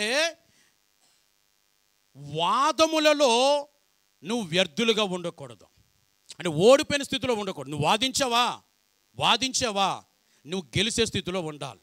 ఎప్పుడు గెలుస్తావు? ఏమంటే ఎప్పుడు గెలుస్తావు? నువ్వు ఏదైతే వాదిస్తున్నావో ఆ విషయం మీద నీకు అవగాహన ఉండాలి. ఇందా చెప్పుకున్నాం కదా, మీరు ఇట్లు యుక్త ప్రవర్తన గలవారుగా ఉండాలి. ఇప్పుడు నాలో తప్పెట్టుకుని నేను నీతో వాదిస్తే నేను ఓడిపోతాను, అవునా? నీలో తప్పెట్టుకుని నువ్వు నాతో వాదిస్తే నువ్వు ఓడిపోతావు. నీలో తప్పెట్టుకుని పక్క వ్యక్తితో నువ్వు వాదిస్తే నువ్వు ఓడిపోతావు. కనుక నీవు యుక్త ప్రవర్తన కలిగి ఉన్న దేవుని వాక్యంతో జ్ఞానముతో నింపబడినప్పుడు అప్పుడు నువ్వు ఎవరితో వాదించినా అప్పుడు నువ్వు గెలవగలుగుతావు. వాదించి ఓడిపోయిన వారు మూర్ఖులు. వాదించి ఓడిపోయిన వారు మూర్ఖులు. వాదించి గెలిచిన వారు దేవుని మహింపరచువారు. చదవండి, 22వ వచనం చదవండి. వారు అవివేక హృదయము అంధకార మాయను. ఏమండి? వారి యొక్క అవివేక హృదయం. అవివేక హృదయం అంటే లోబడలేని జీవితం. అవివేకం అంటే లోబడలేని జీవితం. ఒక వ్యక్తి దేవునికి లోబడకపోతే, దేవుని వాక్యానికి లోబడకపోతే ఆ వ్యక్తి ఎవరట? మూర్ఖుడు. చదవమా. తాము జ్ఞానులమని చెప్పుకొనొచ్చు బుద్ధిహీనులైరి. ఎంత అద్భుతంగా రాయబడ్డదండి. కొంతమంది ఏమనుకుంటారట, నేను చాలా జ్ఞానవంతునండి, నాకు అన్నీ తెలుసు అనుకుంటారట. ఫైనల్గా వాళ్ళు ఏ లిస్టులో ఉంటారట? బుద్ధిహీనుల లిస్టులో ఉంటారట. కనుక ఎవరైతే బుద్ధిహీనులుగా ఉంటారో వారు మూర్ఖులు. ఇప్పుడు వాక్యం ఏంటో తెలుసా? దేవుని చిత్తం ఏంటో తెలుసా? మూర్ఖుల నోరు నువ్వు మోయించాలి. అది దేవుని చిత్తం. నాకెందుకు పాస్టర్ గారు, వాళ్ళ కర్మాలు పోతారులే, దేవుడు చూసుకుంటారు, అదొద్దు.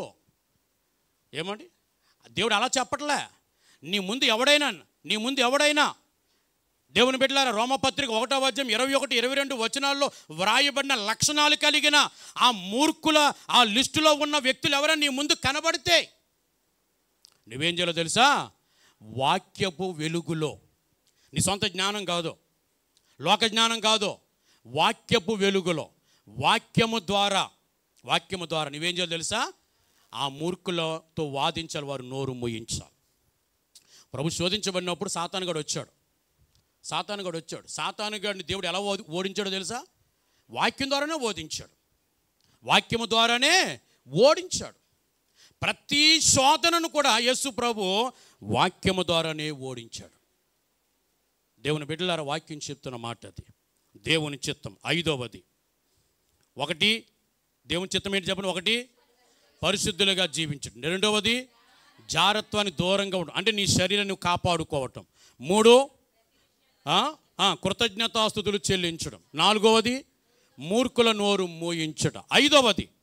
5వది ఏంటనంటే విలాప వాక్యములు. 3వ అధ్యాయం 27వ వచనం. 1 కొరింథీయులకు రాసిన మొదటి పత్రిక 9వ అధ్యాయం 16, 17 వచనాలు. 1 చదవండి త్వరగా. విలాప వాక్యాలు చదువుతున్నారు. యవ్వన కాలమున కాడి మోయుట నరునికి మేలు, అతని మీద దానిని మోపినవాడు యెహోవాయే. దేవుని మహిమ చెప్పండి.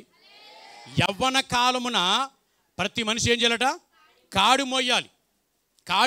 ఏ కాడు చెప్తాను. కాడిని మోయాలి.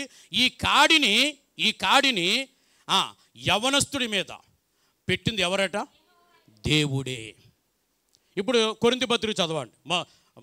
మొదటి పత్రిక 9వ అధ్యాయం 16-17 వచ్చిన. ఇంకా తిరగేస్తున్నారా? నేను ముందే చెప్పిన ఒకటి తీసి పెట్టుకోండి అని. ఇందాక విలాపాకిలు ఆమె చదివింది, కొరింది బతుకుడు ఆమె చదువుతుంది, మిగిలిన మాత్రం షోకేస్ బొమ్మలో కూర్చొని నేను సువార్తను ప్రకటించుచున్నాను, నాకు అతిశయ కారణము లేదు, సువార్తను ప్రకటించవలసిన భారము నా మీద మోపబడి ఉన్నది. దేని మేము చెప్దామా? విలాపాక్యలు ఏం చదువుకున్నాం? విలాపాక్యలో అదేంటి అలా చూస్తున్నారు? విలాపాక్యలు ఏం చదువు? యవ్వన కాలమున కాడి మోయటం నరునికి మేలు. దాన్ని మోపింది వాని మీద, దాన్ని మోపింది ఎవరు? కాడి మోయటం నరునికి మేలు. ఏంటి ఆ కాడి? ఏమడు కొరింథీ పత్రికలో రాస్తున్నాం, సువార్తను ప్రకటించవలసిన భారము. ఇప్పుడు కాడి ఎప్పుడైతే ఏమంటే ఎద్దు మెడ మీద పెట్టారో, ఇప్పుడు బండి యొక్క భారం అంతా ఎక్కడ ఉంటుంది? ఎద్దు నడు మీద ఉంటుంది కదా, ఎద్దు మెడ మీద ఉంటుంది. ఏమిటా కాడి ఎప్పుడైతే ఎద్దు మెడ మీద పెట్టాడో రైతు, బండి యొక్క బరువు అంతా ఎక్కడ ఉంటుంది? దాని మెడ మీదే ఉంటుంది. ఇప్పుడు ఆ ఎద్దు ఎంత దూరమైనా ఏం చేయాలి? ఇప్పుడు ఆ బరువును మోయాలి. ఆ ఎద్దు మెడ మీద భారం పెట్టింది ఎవరు? ఏమంటే ఎవరు పెట్టారు ఎద్దు మెడ మీద భారం? దేవుడు పెట్టాడు కదా. ఎవరు పెట్టారు? రైతు పెట్టాడు. ఆ ఎద్దు ఏమన్నా దాని అంతా ఎత్తేసుకుందా? ఆ కాడి దగ్గరికి వెళ్ళి ఇలా బొరకేమో ఎత్తేసుకుంటుందా? కాదు. ఆ రైతు ఏం చేస్తాడు? ఆ ఎద్దు మెడ మీద కాడి పెడతాడు. అలాగే ప్రతి యవ్వనస్తుని మీద, ప్రతి యవ్వనస్తురాలి మీద, యేసుప్రభు రక్తంలో కడగబడిన ప్రతి వ్యక్తి మీద దేవుడు ఒక భారం పెట్టాడు, ఒక కాడి పెట్టాడు. ఏంటి ఆ కాడి అంటే? ఏంటి ఆ భారం అంటే? సువార్త ప్రకటించుట. సువార్త ప్రకటించుట. 17వ వచనం కూడా చదవండి. ఇది నేను ఇష్టపడి చేస్తే నాకు జీతమో, ఇష్టపడకపోయినను గృహ నిర్వాహకత్వం బాధ్యత ఉన్నది. ఇష్టపడి చేస్తే దేవునికి జీతం ఇస్తాడు. ఇష్టపడకపోయినా చెప్పండి, ఇష్టపడకపోయినా చెప్పాలి, ఇష్టపడకపోయినా చెప్పండి, ఇష్టపడకపోయినా ఏముంది? గృహ నిర్వాహకత్వం బాధ్యత నీ మీద ఉన్నది. బాధ్యత నీ మీద ఉన్నది. దేవుని బిడ్డలారా, దేవుడు ఇర్మియాతో మాట్లాడాడు. ఇర్మియాని పిలిచాడట. పిలిస్తే ఇర్మియా అన్నాడట, ఆ మొదటి అధ్యాయం 7వ వచనంలో రాయబడిన మాట ఏమిటంటే, మొదటి అధ్యాయము ఇర్మియా గ్రంథం 7వ అధ్యాయం, యెహోవా నాకు ఇలా సెలవిచ్చాడు, నేను బాలుడను అనవద్దు, నేను నిన్ను పంపువారందరి యొద్దకు నీవు పోవాలి, నీకు ఆజ్ఞాపించినవన్నీ నువ్వు వారికి చెప్పాలి, వారికి భయపడొద్దు. పిల్లలారు ప్రభు అంటున్నారు. ఇర్మియాతో చెప్తుండే ప్రభు, ఇర్మియా ఆడు ప్రభు చెప్పిన మాట ఏమిటనంటే 4వ వచనంలో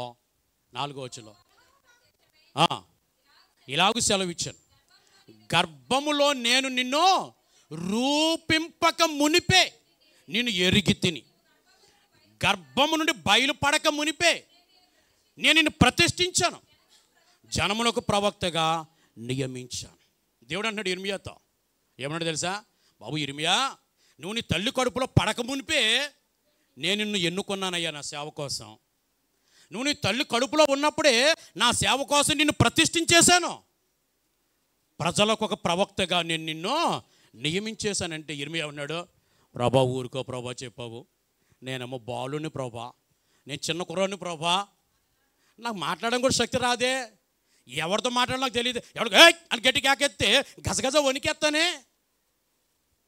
ప్రభా నేను బాలుని, నా వయసు ఎంత ప్రభా, నా వయసు ఎంత నేను సేవ చేయడానికి, నా వయసు ఎంత నేను ప్రజల దగ్గర నిలబడి మాటలు చెప్పడానికి.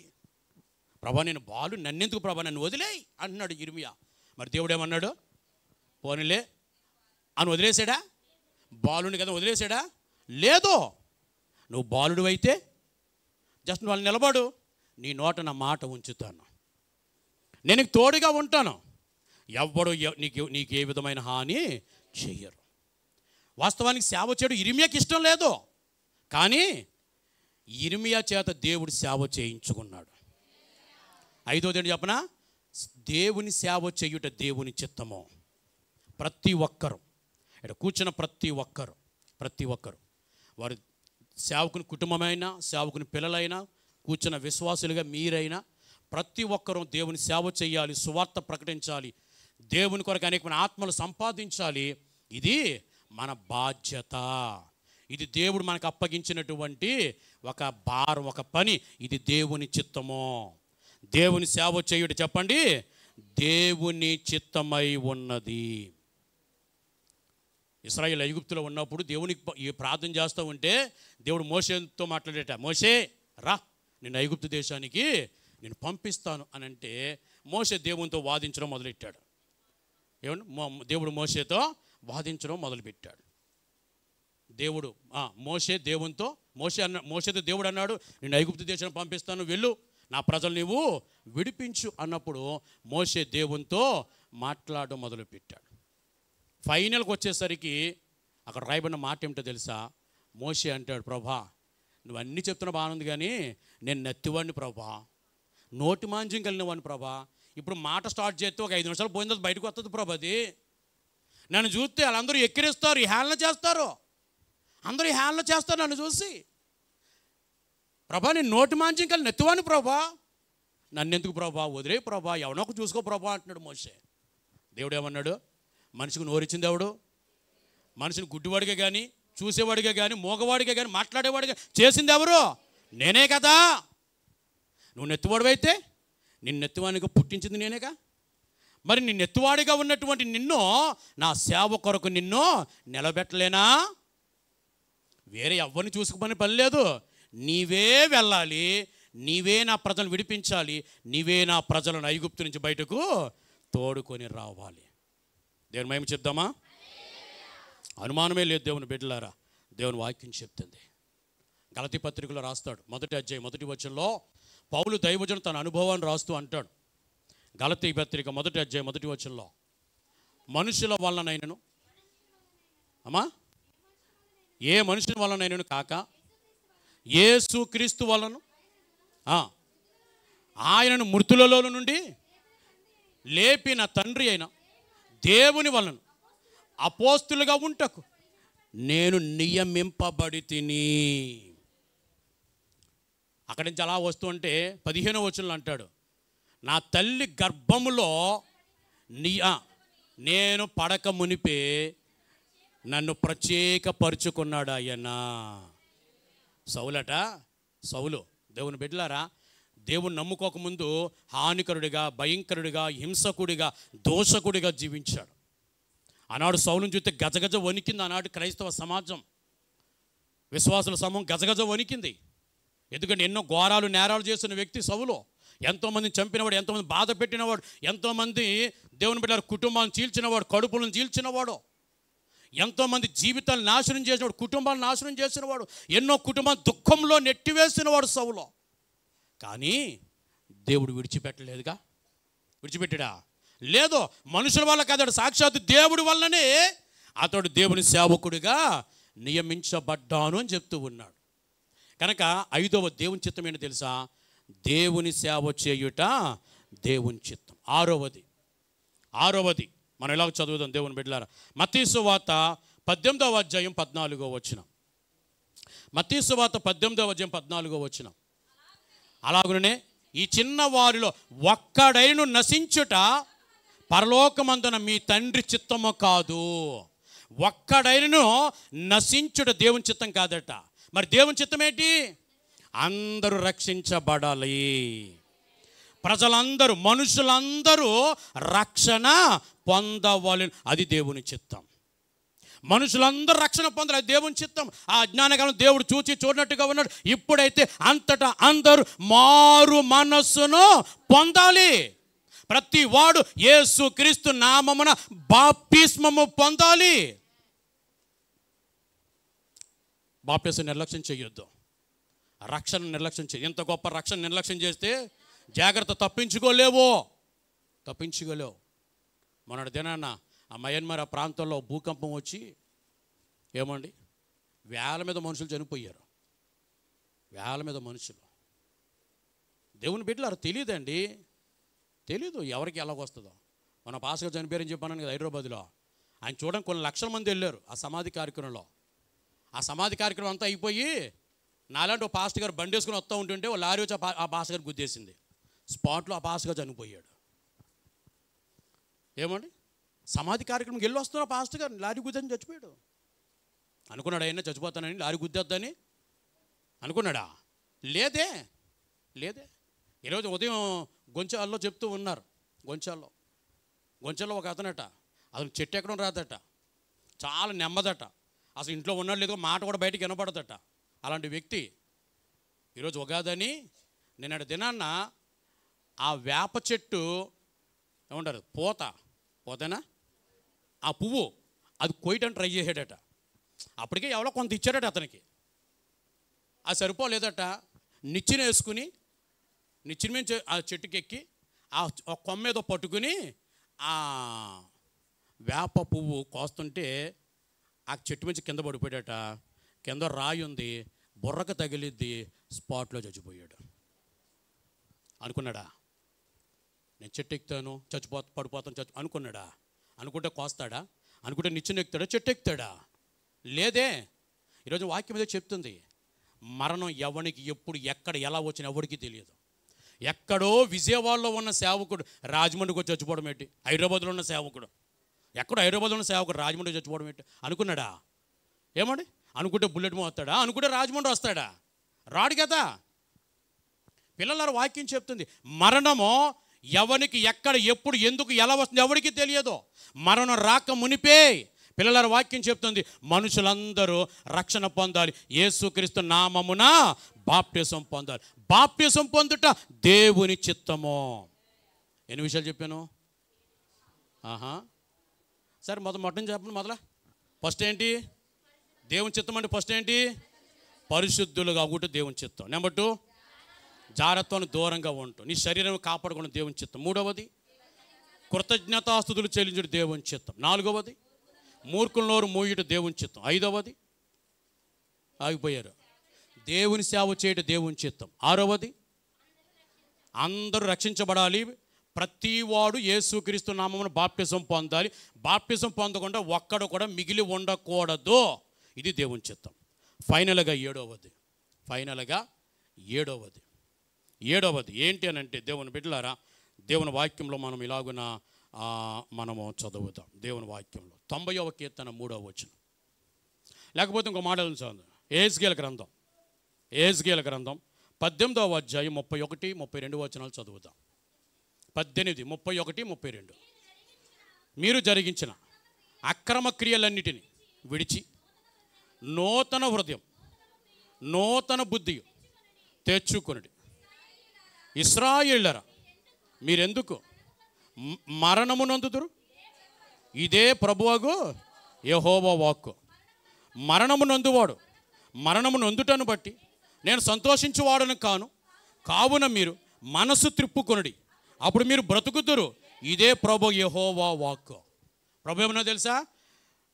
మీరెందుకు మరణము నొందుదురు? మరణము పొందుట దేవుని చిత్తం కాదు. ప్రతి మనిషి యుగములు జీవించాలి, అది దేవుని చిత్తం. మరణము దేవుని చిత్తం కాదు. కానీ మనిషి జీవితంలోనికి మరణం వచ్చింది. మనిషి జీవితంలోనికి దేవుడు ఆదామునవును సృజించినప్పుడు ఆ తోటలను పండ్లన్నీ తిని జీవించమని చెప్పాడే తప్ప మీకు ఇన్ని సంవత్సరాల తర్వాత మరణం వస్తుందని చెప్పలేదు దేవుడు. పండు తింటే చస్తావన్నాడు తప్ప చావు నీకు నియమించాను అని చెప్పలేదు దేవుడు. అదవుతుందా? ఆ మంచి చెడు తెలివించే పండు తింటే చచ్చుదువు అన్నాడు తప్ప మరణము నీకు నియమించానని దేవుడు చెప్పలే. మనిషికి దేవుడు మరణాన్ని నియమించలే. ఈ సృష్టిలో దేవుడు మరణాన్ని పుట్టించలేదు. కానీ మనిషి జీవితంలో మరణం వచ్చింది. అందుకే దేవుడు ఆదాముతో మాట్లాడుతూ 3వ అధ్యాయంలో ఆదాముతో దేవుడు మాట్లాడుతుంటే, ఆదామా, నేను చెప్పిన మాట వినకుండా నీ భార్య చెప్పిన మాట నీవు విన్నావు గనక అంటూ నీ వలన భూమి శపించబడ్డది. నువ్వు చెమట కారుతో చెమట ఆహారంగా మార్చుకుని నువ్వు తింటావు, మట్లోని తీయబడ్డావు, నువ్వు మన్ను గనక తిరిగి మన్నైపోవుదు అన్నాడు. ఎప్పుడు అన్నాడు మాట? దేవుని మాట మనిషి అతిక్రమించాక. దాన్ని ఈరోజు మన వాక్యంలో చెప్పుకోవాలంటే దేవుని చిత్తమును అతడు నెరవేర్చ మరణం మనిషి జీవితంలోనికి వచ్చింది. రోమపత్రికలు అంటాడు కదా, ఒక మనుషుని ద్వారా లోకంలోనికి పాపం వచ్చింది, పాపము ద్వారా మరణం వచ్చింది. ఈ మరణమట భూమి మీద ఉన్న మనుషులందరి జీవితాల్లోనికి సంప్రాప్తమాయను అంటాడు. అంటే అందరి జీవితంలోకి వచ్చేసింది. ఎక్కడో ఆదాము పాపం చేస్తే పాపం వలన ఆదాము జీవితంలో మరణం వచ్చింది, అవ్వ జీవితంలో మరణం వస్తే వాళ్ళను బట్టి ఈరోజు మనకు కూడా మరణము వచ్చింది. ఈరోజు కూడా మరణము మన మీద వేలాడబడి ఉన్నది. ఏదో ఒకరోజు మనం చేస్తాం. మరణం అందరికీ వచ్చును. ఎప్పుడు వస్తుందో, ఎక్కడొస్తుందో, ఎందుకు వస్తుందో, ఎలా వస్తుందో ఎవ్వరికి తెలియదు. ఎవ్వరికి చెప్పండి, ఎవ్వరికి తెలియదు. అందుకే దేవుడు ఏం చేస్తాడో తెలుసా? దేవుడు ఏం చేస్తాడో తెలుసా? మరణము లేని లోకాన్ని దేవుడు మన కొరకు సిద్ధపరిచాడు. ఆమెను చెప్తామా? ప్రకటన గ్రంథం 21వ అధ్యాయం, ప్రకటన గ్రంథం 21వ అధ్యాయం మొదటి వచనం, అంతటి నేను కొత్త ఆకాశము కొత్త భూమిని చూచి తిని. మొదటి ఆకాశం మొదటి భూమి, ఇది మొదటి భూమి, ఇది మొదటి ఆకాశం, ఇవి గతించిపోతున్నాయి. దేవుడు మన కొరకు కొత్త ఆకాశం కొత్త భూమిని సిద్ధపరిచాడు. 4వ వచనంలో రాయబడిన మాట ఏమిటంటే, ఆ క్రొత్త భూమి, ఆ క్రొత్త ఆకాశం, ఆ క్రొత్త సృష్టిలో మరణము ఇక ఉండదు. రాయబడదా 4వ వచనంలో? ఉన్నదా? నేను అబద్ధం చెప్తున్నానా? మీ బైబిల్లో రాయబడదండి. మరణము ఎక్కడ ఉండదు? ఈ లోకంలో మరణం ఉంది. నీ కొరకు దేవుడు సృజించిన నూతనమైన లోకంలో మరణములే. మరణము లేని లోకాన్ని దేవుడు మన కొరకు సిద్ధపరచడు. ఎందుకో తెలుసా? మన దేవుడు మరణము లేనివాడు, యుగ యుగములు జీవించుచున్నవాడు. ఆయన పిల్లలుగా మనం కూడా యుగ యుగములో జీవించాలి. అందుకే పిల్లలారా, ఆ మరణము లేని లోకంలో నువ్వు ఉండాలంటే, ఆ మరణము లేని లోకంలో నువ్వు ఉండాలంటే నువ్వేం చేయాలో తెలుసా? ఏం చేయాలో తెలుసా? 90వ కీర్తన, కంగారు పడిపోకండి. 90వ కీర్తన 90వ కీర్తన 3వ వచనం, మనుషులను మంటికి మార్చుచును నరులారా తిరిగి రండని నీవు సెలవు. దేవుడు నిన్ను పిలుస్తాడు. దేవుడు నిన్ను పిలుస్తాడు. ఏదో ఒకరోజు నన్ను పిలుస్తాడు, ఏదో ఒకటి నేను పిలుస్తాడు. ఏమండి, ఈ భూమి మీద మనం పుట్టినప్పుడే మనకు ఇంత జీవితం అని దేవుడు నిర్ణయించేస్తాడు. ఎందుకంటే మన పితరుడు ఆదాము చేసిన అతిక్రమాన్ని బట్టి మరణం వచ్చింది. ఆ మరణం ఈరోజు మన జీవితంలో ఏలుబడి చేస్తుంది కనుక మనం పుట్టినప్పుడే మన మరణపు డేటు కూడా దేవుడు రాసేస్తాడు. అందుకే వాక్యం అంటుంది, నీ టైం అయిపోయిన తర్వాత దేవుడు నేను పిలుస్తాడు, నరులారా తిరిగి రండి అని పిలుస్తాడు. ఆయన పిలిచే వరకు మనం ఇక్కడ జీవించాలి. అందుకే యెహెజ్కేలు గ్రంథంలో అన్నాడు కదా, ఇశ్రాయేలులారా మీరు ఎందుకు మరణం పొందుదురు? మరణము పొందుట దేవుని చిత్తం కాదు. ఒక మాట చదువుదామా? ప్రసంగి గ్రంథం స్తోత్రం, ప్రసంగి గ్రంథం గ్లోరీ 7వ అధ్యాయం 17వ వచనం. ప్రసంగి గ్రంథం 7వ అధ్యాయం 17వ వచనం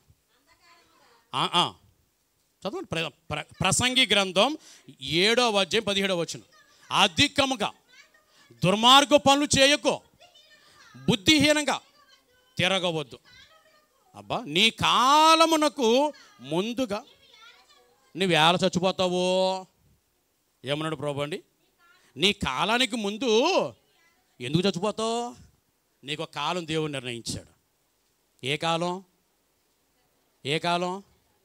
ఏమంటే చచ్చిపోయే కాలం కాదు, దేవుడు పిలిచే కాలం. ఏ కాలం అది? దేవుడు పిలిచే కాలం, చచ్చిపోయే కాలం కాదు. అదవుతుందా? దేవుడు పిలిచే కాలం. దేవుడు పిలిచినప్పుడే మనకు మరణం. నీ కాలానికి ముందు నువ్వు ఎలా చచ్చిపోతావు? దేవుడు పిలిచినప్పుడే మనం మరణించాలి. అంతవరకు ఈ భూమి మీద జీవించాలి. ఇది దేవుని చిత్తం.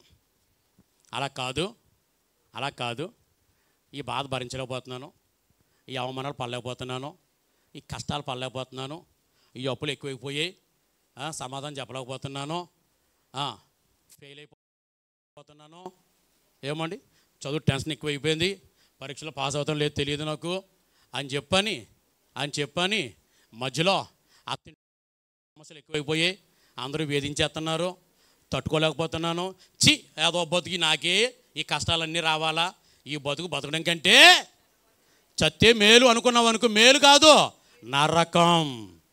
ఏంటడా నరకం. నీ కాలానికి ముందు చత్తే డైరెక్ట్గా నరకమే.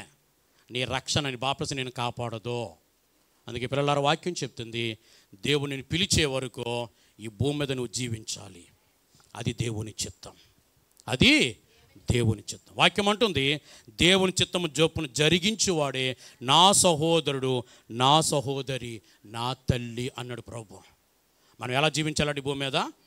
దేవుని చిత్తము చొప్పున నెరవేర్చాలి, దేవుని చిత్తము చొప్పున జీవించాలి. భూమి బ్రతికినంతకాలం దేవుని చిత్తమును నెరవేర్చాలి. దేవుని చిత్తం అంటే ఏంటి? త్వరగా చెప్పేద్దాం. దేవుని చిత్తం ఏంటి చెప్పండి సరే. 1, పరిశుద్ధులుగా బ్రతకడం. 2, జారత్వానికి దూరంగా ఉండడం. 3, ప్రతి విషయంలో దేవుని కృతజ్ఞతాస్తుతులు చెల్లించు. 4, 5, దేవుని సేవ చేయుట దేవుని చిత్తం. 6, అందరూ రక్షించబడాలి, బాప్తిసం పొందాలి, దేవుని చిత్తం. 7, దేవుడు పిలిచే వరకు భూమి మీద బ్రతికే ఉండాలి, అది దేవుని చిత్తం. దేవుడు పిలిచే వరకు నువ్వు భూమి మీద బ్రతుకుంటేనే దేవుడిని పిలిచాక మరణం లేని లోకంలో దేవుడు నిన్ను ఉంచుతాడు. లేచి నిలబడదాం, అందరం కూడా లేచి నిలబడదాం.